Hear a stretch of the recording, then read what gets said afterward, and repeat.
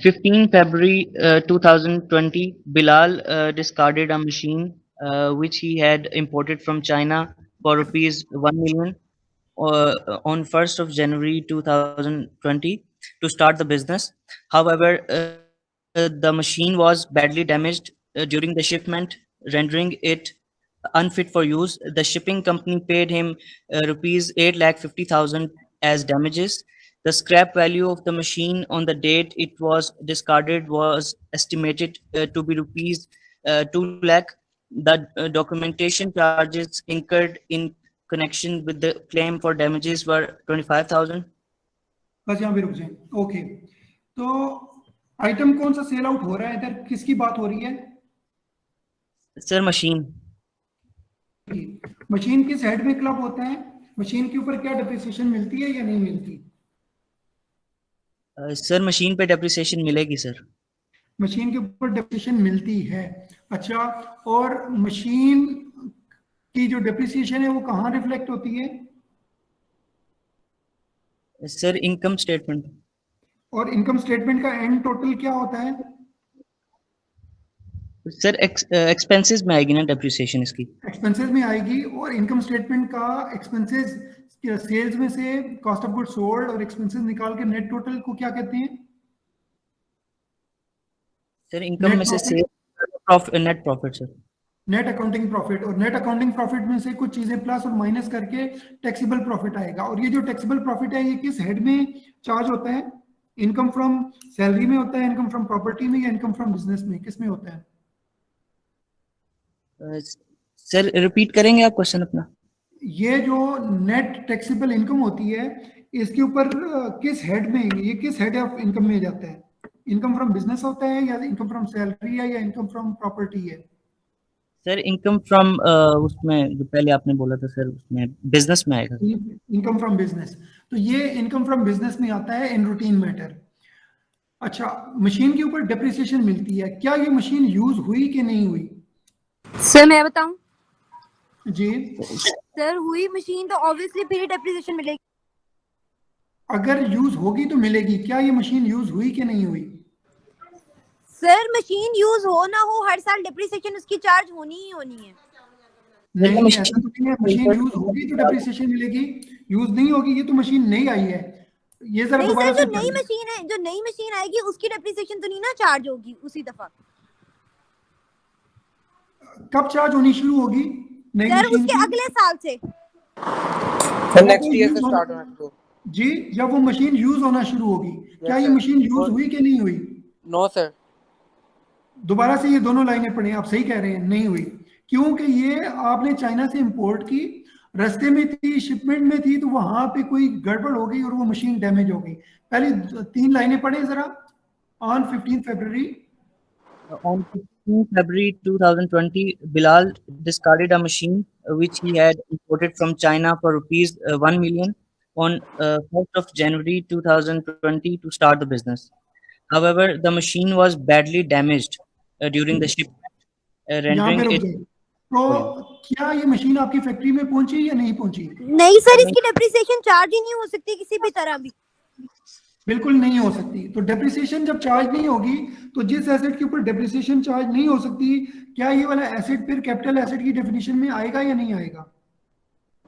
Sir एक दफा दोबारा रिपीट करेंगे, क्या बोल रहे हैं? आएगा सर। अगर तो डेप्रिसिएशन चार्ज होती है किसी एसेट के ऊपर तो उसकी इनकम फ्रॉम बिजनेस में जाएगी।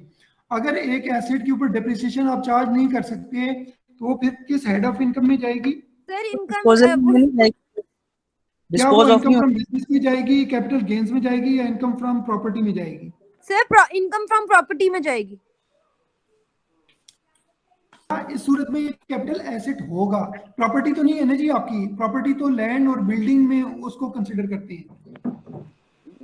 या फिर कैपिटल गेन आएगा, इस एसेट के ऊपर कैपिटल गेन या कैपिटल लॉस आएगा।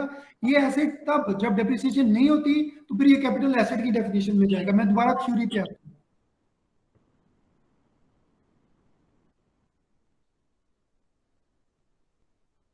ये कैपिटल एसेट की डेफिनेशन पढ़े जरा। Capital asset means Capital asset means property of every kind held by a person, whether or not connected with the business, but does not include but does not include में ये number 2 पढ़े, any property with any property with respect to which the person is entitled to a depreciation deduction. अगर machinery के ऊपर you are entitled to depreciation तो वो तो उसमें से निकल जाएगी। क्या आप डेप्रिसिएशन ले सकते हैं इसका? नहीं सर, नहीं ले सकते। जब नहीं ले सकते हैं तो ये मशीन फिर क्या होगी? Capital asset. कैपिटल एसेट होगी। तो इसका मतलब है जब ये मशीन कैपिटल एसेट है तो इसके ऊपर जो गेन या लॉस होगा वो कहां जाएगा? कैपिटल गेन या कैपिटल लॉस में जाएगा। अब हम देखते हैं इसके ऊपर हमें गेन हुआ या लॉस हुआ।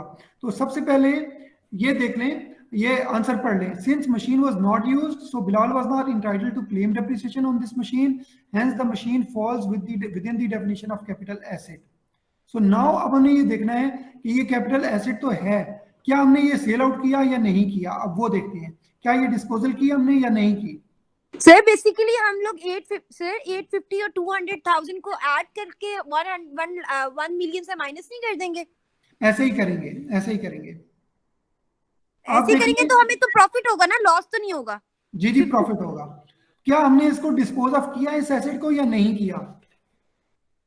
डिस्पोजल की डेफिनेशन में ये ट्रांजैक्शन आ रही है या नहीं आ रही? आ रही है सर। सर आ रही है। किस 1 2 3 4 5 किस में आ रही है? सेकंड में सर। सर सेकंड में। Where a business asset is discarded or ceases to be used. Very good, शाबाश।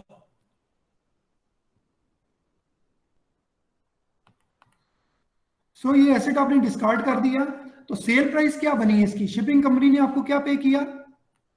सर उसने 850,000 पे किया जो डैमेजेस का था, और बाकी हम लोगों ने स्क्रैप में जो बेचा वो 200,000 का था। तो टोटल क्या बना? सर ये 1,50,000 नहीं 1,50,00,000। तो आपकी कॉस्ट क्या बनी? कॉस्ट क्या है? सर हमारी कॉस्ट बेसिकली कॉस्ट तो हमारी 1 मिलियन थी ना, तो हमें मिल बेसिकली इसके 1,50,00,000 मिल रहे हैं शायद। 1 मिलियन एक आपकी कॉस्ट है जो कि आपने चाइना की पार्टी को दी, और 45,000 उसकी डॉक्यूमेंटेशन के लिए आपको 25,000 और भी देना पड़ा डैमेजेस के लिए, क्लेम जो करना है हमने। जी। तो 1 मिलियन एक हो गया, 25,000 एक हो गया, टोटल हो गया 1,25,000। सो नेट आपका जो कलेक्शन हुई वो 1,50,000 की हुई, कॉस्ट 1,25,000 की, और कैपिटल गेन आ गया 25,000। अच्छा, अब ये 25,000 है, क्या ये आपने खरीदने के साथ ही विद इन द ईयर बेच दिया या साल के ज्यादा हुआ? अगर तो विद इन द ईयर किया तो ये 100% गेन जो है ये टैक्सेबल कैपिटल गेन आएगा, और अगर साल से ज्यादा हो गया तो फिर 75% टैक्सेबल होगा। तो क्या ये साल से ज्यादा गुजरा या विद इन द ईयर हो गया? विद इन द ईयर हो गया। इस सूरत में 25,000 रुपए के ऊपर टैक्स लगेगा, राइट? जी सर।